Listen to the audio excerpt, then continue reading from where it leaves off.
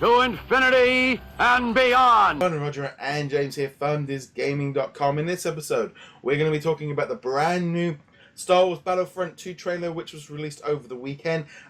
So, as the time of recording, we're going to have the new video footage coming out later today. There's going to be some live events, but as of this time of recording, trailer came out.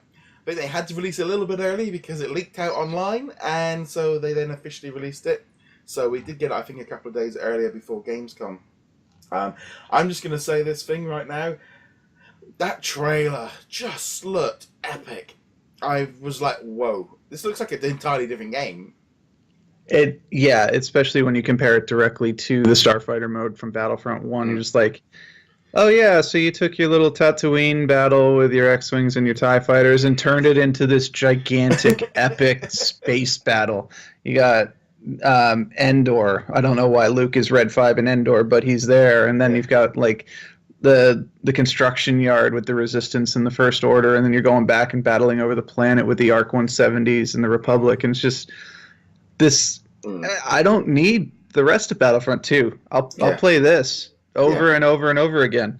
Yeah, this I've always watched it. And I mean, I've probably watched it 5 or 6 times since then, and it was just like, I remember the first time I was like, whoa. And I actually remember, I actually did think I got a little bit of a goosebump, because it was just like, oh, okay, they have really, really like laid it on. That, you know, you've got Yoda, Darth Maul in there. You've got all the different ships. You're flying over the water planet where they're creating the clones. You're then fighting around Starbase Killer. You're moving around, and it's like the battling just looks so great in the different ships. And they've definitely just gone, you know, like they said, they've got 3 teams working on this thing. They have now. This is a. I think this is a platform. This is a service that they are going to be on for years, because they are putting in some effort into this game. I mean, just from this alone, we've already seen it from other trailers, but just from this alone, we see that they did actually listen to us when we were like, no, we want more fleshed out space battles. We want a single player mode. We want, you know, all these things. And they're like, okay, we'll give you those things. Yeah. And if they can follow through on that promise that these trailers so far have given us, the single player trailer, the Starfighter trailer, the multiplayer, the class trailers, all this stuff, if they can follow through with that, this game is going to be amazing. Yeah, I mean, I'm already on this thing of like, I really love Star Wars Battlefront, so everything they do on top of it is going to make the game better.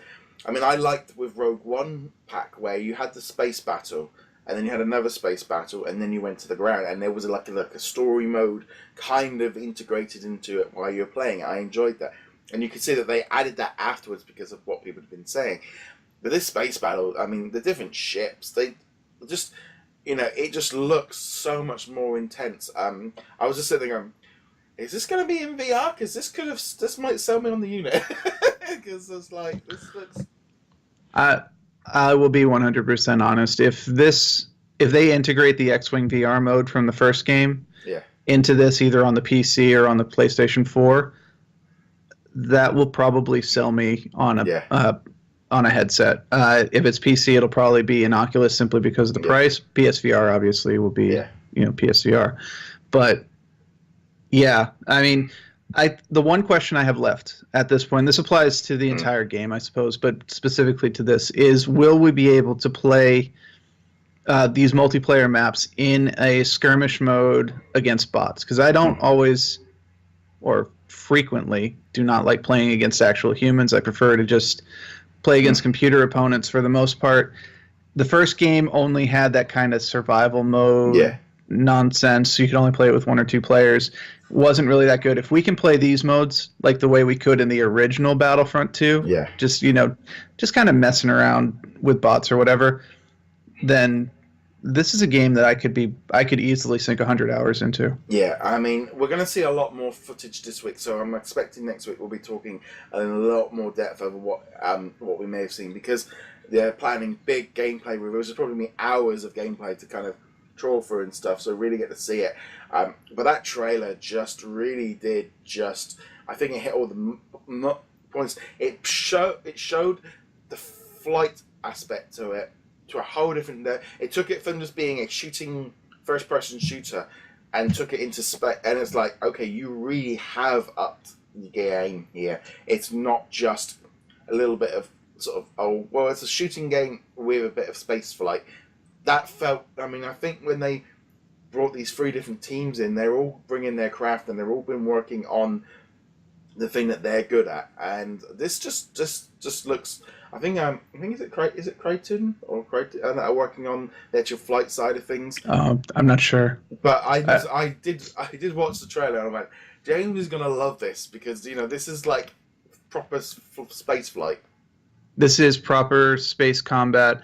The last time I watched a Star Wars video game trailer and felt like this excited to play it was actually Star Wars Rogue Leader back on the GameCube. Like, so we're going pretty far back. Yeah. Now, admittedly, Disney Infinity actually had a fairly decent flight mode, but it is nothing like this. No. So. No, I was definitely in the mode of going, this looks epic. This looks just so great.